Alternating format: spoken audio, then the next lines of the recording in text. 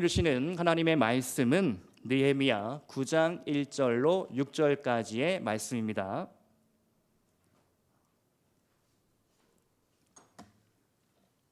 느헤미야 9장 1절로 6절까지 우리 다 같이 한 목소리로 봉독하시겠습니다. 그달 스물 나흘 날에 이스라엘 자손이 다 모여 금식하며 굵은 베옷을 입고 티끌을 무릅쓰며 모든 이방 사람들과 절교하고 서서 자기의 죄와 조상들의 허물을 자복하고 이날의 낮 4분의 1은 그 제자리에 서서 그들의 하나님 여호와의 율법책을 낭독하고 낮 4분의 1은 죄를 자복하며 그들의 하나님 여호와께 경배하는데 레위 사람 예수아와 바니와 간미엘과 스바냐와 분니와 세레바와 바니와 그나니는 단에 올라가서 큰 소리로 그들의 하나님 여호와께 부르짖고 또 레위 사람 예수아와 간미엘과 바니와 하삼드야와 세레바와 호디야와 스바냐와 부다기야는 이르기를 너희 무리는 마땅히 일어나 영원부터 영원까지 계신 너희 하나님 여호와를 송축할지어다. 주여 주의 영화로운 이름을 송축하올 것은 주의 이름이 존귀하여 모든 송축이나 찬양에서 뛰어남이니이다. 오직 주는 여호와시라. 하늘과 하늘들의 하늘과 1월 성신과 땅과 땅 위의 만물과 바다와 그 가운데 모든 것을 지으시고 다 보존하시오니 모든 천군이 주께 경배하나이다. 아멘. 노래는 힘이 있습니다. 어떤 노래는 시대를 초월하여 울리는 감동이 있죠. 어떤 유행가는 어느 메시지보다 더 강력한 울림을 우리에게 선사합니다. 1998년 발표된 강산의 시의 제목이 깁니다. 거꾸로 강을 거슬러 오르는 저 힘찬 연어들처럼 이라는 노래가 있습니다. 가사 몇 줄을 소개해 드립니다. 흐르는 강물을 거꾸로 거슬러 오르는 연어들의 도무지 알 수 없는 그들만의 신비한 이유처럼 그 언제서부터인가 걸어오는 이 길 앞으로 얼마나 더 많이 가야만 하는지. 해마다 봄철 산란기가 되면 한강의 잉어들도 지류를 따라 거슬러 올라간다고 합니다. 저는 아직 보지 못했는데 저희 사택 앞에 탄천이 흐르기 때문에 내년 봄철에 꼭 한번 나가서 구경을 해봐야겠습니다. 혹시 보신 분들이 있으실까요? 잉어들의 힘찬 몸짓은 생존 본능이고 자연의 신비입니다. 그런데 이 잉어들, 연어들의 모습을 통해 강산해라는 이 가수는 인생의 어떤 원칙, 인생의 그 고단함을 떠올리게 된 거죠. 이 길을 앞으로 얼마나 더 가야 할까? 이렇게 노래했습니다. 인생이란 파도 타기처럼 흐름을 타야 할 때가 있죠. 자주 쓰는 말로 물 들어올 때 너 져라. 그러나 때로는 그 흐름을 거꾸로 거슬러 올라가야 할 때도 있습니다.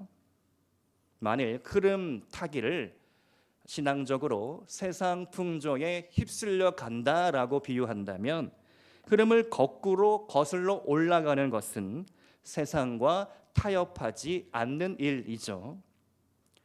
이 시대에는 1990년대, 2000년대, 2010년대, 2020년대를 살고 있는데 그 시대마다 관통하는 시대 정신이라는 것이 있습니다. 그러나 우리 믿는 성도들은 그 시대 정신에 반대하여 언제나 변함이 없는 성경적인 원칙대로 살아가야 할 반대 정신을 사야 하는 사람들이죠. 세상이 돈이면 다 된다. 돈으로 내가 사람을 부릴 수 있고 모든 것을 다 할 수 있다. 그러므로 돈이 인생의 전부다 라고 외칠 때 우리는 거절하고 반대하는 것입니다. 돈은 하나님의 것이다. 세상에 눈먼 돈들아 다 하나님의 선한 사업을 위해 모일지어다. 나에게로 모일지어다. 우리 교회로 모일지어다. 이렇게 하고 싶지만 뭔가 좀 이상하죠. 아무튼 돈에 대하여 우리가 명령을 내릴 수 있습니다. 돈의 주인은 하나님이기 때문인 것이죠. 오늘 주제가 회개인데요. 회개를 설교하기가 참 어렵습니다. 어떻게 하면 이 주제를 잘 전할 수 있을까?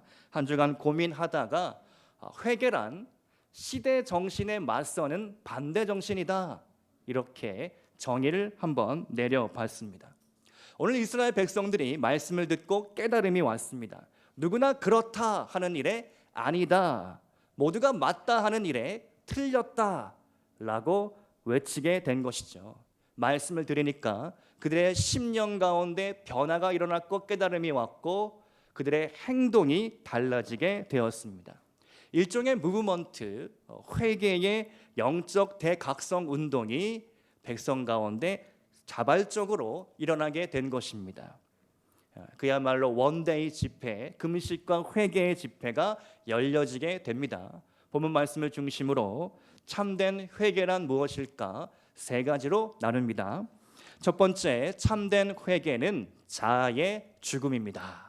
따라서 하겠습니다. 여러분이 상당히 설교 시간에 수동적인 듯하여 제가 자꾸 시키고 있습니다. 따라하겠습니다. 참된 회개는 자아의 죽음입니다.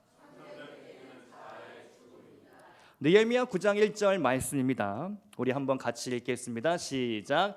그달 스물 나흘 날에 이스라엘 자손이 다 모여 금식하며 굵은 베옷을 입고 티끌을 무릅쓰며. 이스라엘 백성들이 회개를 하는데 세 가지 행동을 합니다. 다 깊은 의미가 있는데요. 금식했고 굵은 베옷을 입었고 티끌을 뒤집어 썼습니다. 금식이란 무엇입니까? 곡기를 끊음으로써 나의 목숨, 생명을 건다라는 행위죠. 정치인들은 어떤 뜻을 관철하기 위해 금식하며 단식 투쟁을 합니다. 노동자들도 자신들의 권리를 쟁취하기 위해 단식 농성을 벌이죠. 억울한 일을 당하고 법이 해결해 주지 않을 때 단식 1인 시위에 나가기도 합니다. 내가 그 일에 목숨을 걸었다, 죽기를 각오하는 것이죠. 이보다 더 강력한 메시지는 없을 것입니다. 두 번째로 굵은 베옷을 입습니다. 유대인들은 슬픔과 애도의 표시로 베옷을 입죠. 장례를 치를 때 입는 베옷입니다. 죽음을 상징하죠. 세 번째로 티끌을 머리로부터 뒤집어 쓰는데 티끌은 흙입니다. 성경은 이렇게 말씀하죠. 너는 흙으로부터 왔으니 흙으로 돌아갈지니라. 이 세 가지 행동은 다 죽음입니다. 나는 죽었다. 내 자아의 죽음을 선포하며 시인한 것이죠. 종교개혁자 마르틴 루터는 이렇게 말했습니다. 내가 가장 무서워하는 것은 교황이나 추기경이 아니요 나의 자아이다. 종교개혁에 맞서 싸울 때 그 교황의 권력, 왕보다 힘이 셌죠. 마르틴 루터를 잡아 죽일 수도 있었습니다. 그러나 마르틴 루터는 고백하기를 교황이나 추기경이나 그런 절대 권력을 내가 두려워함이 아니요 나의 자아가 두렵다. 나의 자아의 죽음이 나의 가장 큰 문제다라고 고백했던 것입니다. 제가 대학생 때 읽은 책 중에 자아의 파쇄와 영적 성장이라는 책이 있었는데요. 이 책에서 이렇게 이야기합니다. 모든 인간에게는 두 사람이 그 안에 있다. 속사람과 겉사람이다. 속사람은 영의 사람이요 겉사람은 육의 사람이다. 겉사람이 깨어질 때 비로소 영의 사람인 속사람이 나올 수 있다라고 이 책에서 설명을 합니다. 그래서 자아를 깨뜨리고 죽여야 자아의 파쇄가 일어나야 진정한 거듭남과 영적인 성장에 나아갈 수 있다는 것이죠. 사도 바울도 이렇게 고백했습니다. 로마서 7장 22절로 24절 말씀인데요. 내 속사람으로는 하나님의 법을 즐거워하되 내 지체 속에서 한 다른 법이 내 마음의 법과 싸워 내 지체 속에 있는 죄의 법으로 나를 사로잡는 것을 보는도다. 오호라, 한번 같이 읽겠습니다. 오호라, 시작. 오호라, 나는 곤고한 사람이로다. 이 사망의 몸에서 누가 나를 건져내랴. 사도 바울의 깊은 탄식이 느껴지십니까? 여러분도 아마 똑같은 고민을 해 보셨을 겁니다. 나는 이렇게 살고 싶은데, 주일날 교회에서 목사님이 가르쳐 주는 대로 이렇게 살고 싶은데 왜 월요일만 되면 나는 또 이전의 삶을 반복하고 있을까? 성령의 9가지 열매 중 마지막 열매는 절제이죠. 가장 어려운 열매가 절제라고 합니다. 죄송하지만 여성분들은 쇼핑을 잘 못 참는 것 같습니다. 남자들은 솔직히 시인하건대 안목의 정욕을 잘 참지 못합니다. 또 우리 모두는 야식을 잘 못 참죠. 밤만 되면 몸에 안 좋은 게 그렇게도 땡깁니다. 꼭 먹고 나서 후회하죠. 먹고 나서 2시간은 배가 부르다, 배불러서 잠 못 자겠다. 제 고백입니다. 여러분 야식 안 드시는 것 같습니다. 나라는 인간이 얼마나 욕망 덩어리인지 모릅니다. 욕심을 부리죠. 조금만 더 먹었으면 좋겠다. 조금만 더 잤으면 좋겠다. 조금만 더 많이 돈을 벌었으면 좋겠다. 그렇게 욕망하고 꿈꾸게 됩니다. 그런데 나는 죽고 예수로 살아야 하는 것이죠. 내 자아가 죽어야 비로소 나는 더 나은 삶, 작년보다 더 나은 영성을 누릴 수 있게 됩니다. 여러분의 자아를 죽이시기 바랍니다. 자아의 죽음이 참된 회개입니다. 두 번째로 참된 회개란 무엇입니까? 삶의 방향 전환입니다. 따라서 합시다. 삶의 방향 전환입니다. 느헤미야 9장 2절 말씀입니다. 모든 이방 사람들과 절교하고 서서 자기의 죄와 조상들의 허물을 자복하고 백성들은 구체적으로 죄를 회개하는데 또 3가지 죄를 회개하죠. 이방인과 절교하고 자신의 개인적인 죄를 회개하고 나아가 조상들의 죄도 나의 죄처럼 회개를 합니다. 이방인들과 절교했다. 이게 어떤 의미일까요? 당시에 이스라엘 나라가 완전히 망해서 국가가 어떤 시스템이 존재하지 않죠. 그러니까 이 유대인들이 장사를 하고 상거래를 하려면 이방인들에게 가서 어떤 도움을 받아야 했을 것입니다. 이방인들과 상거래를 트고 교제하고 어울리고 회식도 했겠죠. 영업을 해야 되니까. 여러 가지 많은 활동들을 했을 것입니다. 그런 모든 것들을 끊겠다. 또 당시에는 통혼 문제가 있었는데 유대인 남자가 이방 여인을 아내로 맞이하는 겁니다. 피가 섞이게 되죠. 혈통이 더럽혀집니다.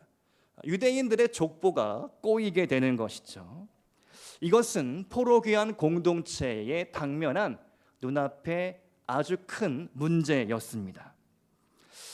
에스라도 과거에 이 문제를 지적한 적이 있었고 느헤미야가 또 한 번 이 문제를 지적하자 백성들이 회개하게 된 것입니다. 방향을 전환한 것이죠. 우리가 운전하다가 잘못된 길이라는 것을 알면 그 즉시 핸들을 꺾어 유턴을 합니다.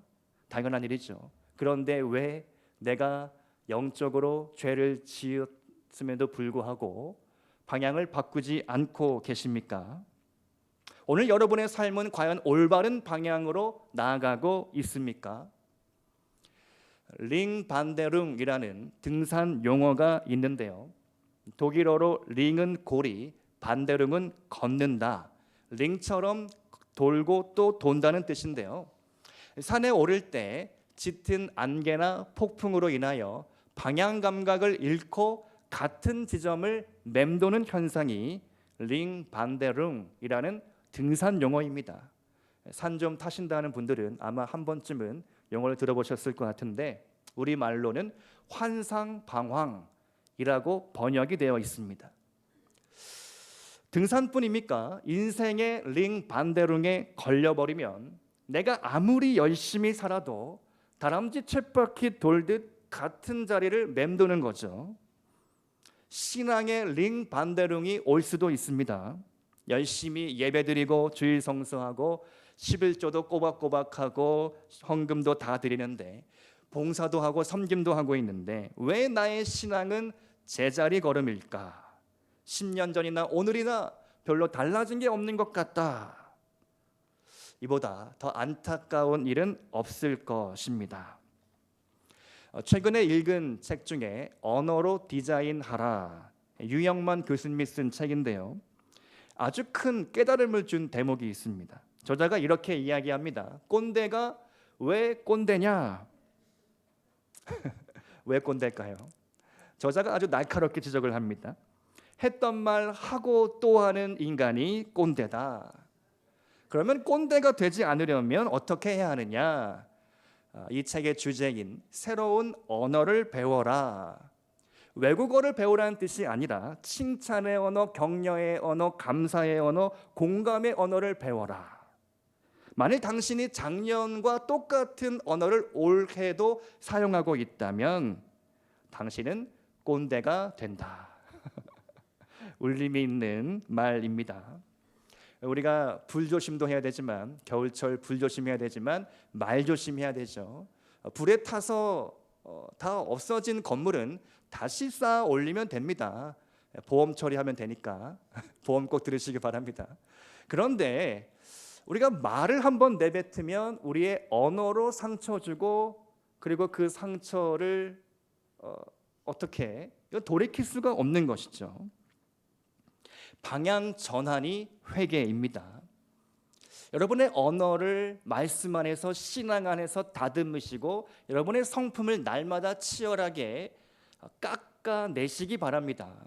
내 안에 모난 성품이 있다면 하나님 고쳐주시고, 내가 잘못된 언어 사용을 하고 있다면 고쳐주시고, 지적하기보다 우선 품어주고 용서해주고 한 번 더 기다려주고, 말로 하기보다 글로 한번 써보시고 편지를 써보시고 더 순화가 되죠.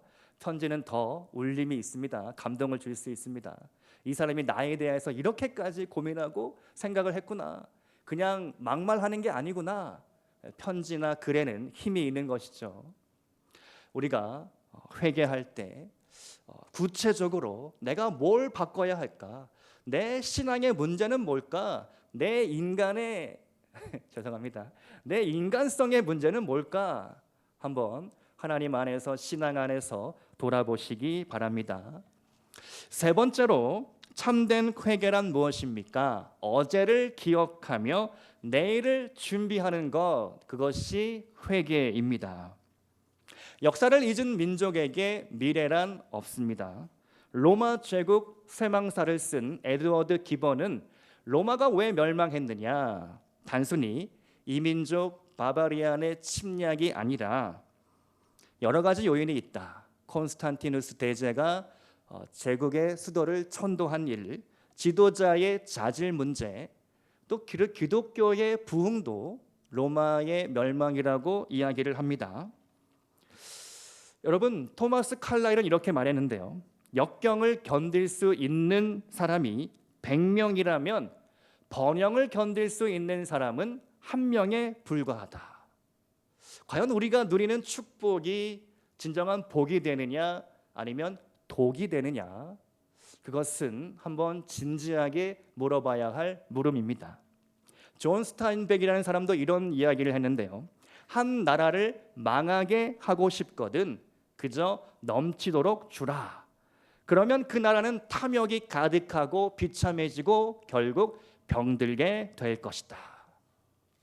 지난 몇 주간 호세아 말씀을 새벽마다 나눴습니다. 이스라엘이 멸망한 이유는 무엇입니까? 그들이 과거를 잊었기 때문인 거죠. 과거에 하나님이 어떻게 그들을 인도하며 가나안 땅까지 인도하셨는지 그 은혜를 완전히 잊어버렸기 때문에 그들은 우상을 숭배하고 탐욕에 가득 찼고, 왕과 지도자 귀족들은 그들의 존엄을 잃어버리며 엉망진창의 삶을 살게 된 것입니다. 오늘 느헤미야 말씀에서 원데이 회개와 금식의 집회가 열려졌을 때 에스라는 레위인들을 통하여 이스라엘 백성들에게 참교육을 시킵니다. 역사교육, 신앙교육을 시키는 거죠. 느헤미야 9장 9절 이하의 말씀을 요약하면 다음과 같은데요. 한번 잘 들어보시기 바랍니다. 백성들은 잊었습니다. 애굽으로부터 탈출할 때 어떻게 하나님이 독수리 날개로 업어 그들을 인도했는지 잊었습니다. 어떻게 광야 40년간 신발이 헤어지지 않았는지, 어떻게 날마다 굶지 않을 수 있었는지, 어떻게 낮에는 구름기둥 밤에는 불기둥으로 인도해 주셨으며, 어떻게 반석에서 물이 나며 오아시스를 만날 수 있었는지, 그 모든 것들을 다 너희가 잊었다. 그러므로 그 은혜를 회복하라. 그 은혜에 감사하라. 여러분, 광야에서는 참 하나님이 함께하지 않고서는 그들이 단 하루도 살 수가 없습니다. 광야에서는 그런 하나님의 인도하심이 그저 일상으로 날마다 만나와 메추라기가 공급이 된 거죠. 일상이라는 뜻은요, 매일이 똑같다라는 말이죠. 일상에서 하나라도 변수가 생기면 비상이 됩니다. 여러분, 어느 날 아침 여러분이 직장에 출근해야 되는데 늦잠을 자버렸습니다. 그 순간부터 일상은 비상이 되는 거죠. 평온한 아침 시간이 엉망이 됩니다. 양말 어딨어? 화장실 빨리 나와. 밥 안 먹어? 하면서 문을 쾅 닫고 막 뛰어나가는 것이죠. 나는 변수입니다. 항상성을 유지하기가 참 어렵죠. 오늘 6시에 일어났다고 해서 내일도 6시에 일어날 수 있으려는 보장은 없습니다. 인간은 항상 변수로 가득 차 있기 때문이죠. 그러나 하나님은 상수입니다. 언제나 똑같습니다. 변함이 없으십니다. 매일 아침 떠오르는 저 붉은 태양처럼 어김없이 우리에게 임하시고 우리와 함께 하시는 분이십니다. 그분은 결코 지각하지 않으십니다. 인간이 만든 정교한 시계에도 오차가 발생한다고 합니다. 그러나 하나님의 시계는 한 번도 틀림이 없습니다. 여러분의 시계를 하나님의 시계에 맞추시기 바랍니다. 시계는 시간을 알려주는 도구이죠. 여러분의 과거와 현재, 미래라는 시간을 하나님께 맡기시기 바랍니다. 과거를 기억할 수 없는 자들은 결국 과거를 반복하는 벌을 받게 됩니다. 다윗은 그래서 고백하죠. 나의 시대가 오직 하나님의 손에 달려 있습니다. 한 가지 조금 다른 이야기를 드리려고 하는데요. 비정상 회담회라는 프로그램에 출연해 해박한 지식과 탁월한 한국어 실력으로 유명해진 미국 사람 타일러 라쉬, 소위 뇌가 섹시하다고 해서 뇌생남이라고 불려지는데, 이 사람이 책을 썼습니다. 두 번째 지구는 없다.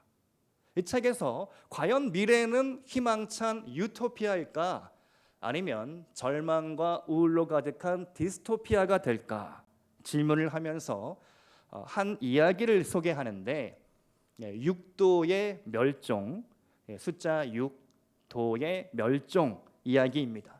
그게 무슨 뜻이냐면요, 지구의 온도가 1도 1도씩 올라갈 때마다 엄청난 생태계의 파괴와 지구의 멸망에 가까워진다는 이야기입니다. 잘 들어보세요. 1도가 오르면 북극의 얼음이 녹는 속도가 빨라져 북극곰이 멸종 위기에 놓이게 됩니다. 지금 이미 벌어지고 있죠. 2도가 오르면 그린란드 전체가 녹아 미국의 마이애미와 맨해튼이 바다에 잠기고 열사병으로 사망하는 환자들이 수십만 명으로 늘어납니다. 지금 1도와 2도 사이에 1.5도 정도가 오른다라고 합니다. 과학자들이. 3도가 오르면 지구의 폐라고 하는 아마존 밀림이 사라집니다. 4도가 오르면 높아진 해수면 상승으로 인해 뉴욕이 완전히 물에 잠깁니다. 5도가 오르면 정글이 다 불타버리고 가뭄과 홍수로 인해 인간이 거주 가능한 지역이 얼마 남지 않게 됩니다. 살아남은 사람들이 생존을 위해 전쟁을 벌이게 된다고 합니다. 마지막 6도까지 오르면 생물의 95%가 멸종한다라고 합니다. 그러면 그냥 완전히 지구는 끝장이 나는 것이죠. 이미 이 지구 온난화 현상으로 인해서 나라를 잃어버린 한 섬이 있습니다. 태평양 중부 길버트 제도와 라인 제도, 피닉스 제도의 33개의 환초섬으로 이루어진 키리바시라는 공화국이 있는데요. 키리바시라는 나라의 해발 고도는 1.5m에 불과합니다. 이미 이 나라가 전체가 물에 바다에 잠겨버린 겁니다. 그래서 2014년에 남태평양 피지의 한 섬을 88억을 지불하고 구매해서 모든 주민을 그곳으로 이주를 시켰다고 합니다. 여러분, 내일을 위해 우리가 결단하지 않으면 우리 지구를 되살릴 수 없다는 거죠. 왜 설교 시간에 환경오염 이야기냐, 지구온난화 이야기냐 라고 말씀하실 수 있는데요. 저는 이 이야기를 제가 목사니까 신앙적으로 한번 생각해 봤습니다. 과연 우리의 인생에도 언젠가는 결산의 날이 온다는 거죠. 영어식 표현으로는 payday, someday라고 하는데요. 결산의 날이 언젠가는 꼭 내 인생에 온다는 겁니다. 그 결산의 날에 하나님이 여러분에게 질문하실 겁니다. 내가 너에게 준 시간과 재능과 기회와 좋은 만남들과 그런 수많은 달란트를 가지고 너는 무엇을 남겼느냐? 분명히 우리는 그 질문을 받게 될 것입니다. 지구의 멸망이라는 것이 어쩌면 우리 인생에, 우리 인간에게 올 수도 있지만 마찬가지로 우리 개인의 삶 가운데에도 똑같은 결산의 날이 다가온다라는 것이죠. 우리가 추수감사 주일날 달란트 시장을 여는데요. 제가 궁금해서 물어봤습니다. 막내한테 야, 달란트는 어떻게 하면 받는 거야? 했더니 예배에 나와서 출석하면 달란트 주고 또 말씀 묵상 큐티 했으면 달란트 주고 찬양 율동 시간에 적극적으로 막 참여하면 달란트를 받는다고 합니다. 귀엽죠? 자, 그런데요, 우리는 이미 하나님께 달란트를 충분히 받았습니다. 정말 우리가 할 수 있는 일들이 많이 있습니다. 그런데 어쩌면 우리가 그 수많은 시간과 기회를 낭비하고 있지는 않는가? 벤처 캐피탈 회사가 투자를 할 때 전체 투자 중에서 30% 정도만 성공이 돼도 그 회사는 성장할 수 있다고 합니다. 비록 70%가 실패할지라도 회사의 다음 스텝을 위한 좋은 피드백으로 사용이 된다는 거죠. 더 큰 문제는 뭐냐면 아예 투자를 하지 않은 직원이라고 합니다. 그는 어떠한 회사에 아무런 기여도 하지 않았기 때문인 거죠. 아무것도 하지 않은 사람입니다. 어쩌면 우리가 하나님이 주신 기회와 재능이 있는데 아무것도 하지 않고 있지는 않은가 질문해 봐야 되겠습니다. 남미 브라질의 시인 마샤 메데이로스는 세상에는 서서히 죽어가는 사람이 있다라는 시를 썼는데요. 제가 한번 읽어드리겠습니다. 제가 참 좋아하는 시인데요. 습관의 노예가 된 사람, 매일 똑같은 길로만 다니는 사람, 결코 일상을 바꾸지 않는 사람, 위험을 무릅쓰고 옷 색깔을 바꾸지 않는 사람, 모르는 사람에게 말을 걸지 않는 사람은 서서히 죽어가는 사람이다. 어떠십니까? 해당이 되십니까? 어쩌면 회개란 방향 전환이고 회개란 새로운 일을 선택하는 것이죠. 내 관성대로 어떤 습관이 있는데 그것을 한번 깨뜨려 보는 겁니다. 그렇게 살면 안 되겠구나. 이대로 살다가 죽으면 안 되겠구나. 내가 어떻게 하나님의 얼굴을 뵐까? 결단하고 칼로 내리치듯이 끊고 정리하고 해결을 하는 것입니다. 오늘 하나님께서 여러분에게 말씀하십니다. 죄악된 길을 떠나라. 돌아서라. 방향을 바꿔라. 죄된 습관을 끊어라. 더 이상 방치하지 말아라. 거룩함을 회복하라. 하나님은 여러분이 지금도 당신에게로 나오기를 기다리고 계십니다. 시대의 정신이 아니라 반대의 정신으로 맞서 싸우시기 바랍니다. 여러분에게 주어진 그 사명의 자리를 귀히 여기고 여러분이 받은 직분의 자리 가운데 충성을 다할 수 있기를 축복드립니다. 오늘 말씀의 결론입니다. 역대하 7장 말씀을 한번 읽으면 좋겠는데요. 부흥과 회개가 있을 때 우리는 꼭 이 말씀으로 돌아가야 합니다. 역대하 7장 14절로 16절의 말씀을 우리 한 목소리로 한번 같이 읽겠습니다. 시작. 내 이름으로 일컫는 내 백성이 그들의 악한 길에서 떠나 스스로 낮추고 기도하여 내 얼굴을 찾으면 내가 하늘에서 듣고 그들의 죄를 사하고 그들의 땅을 고칠지라.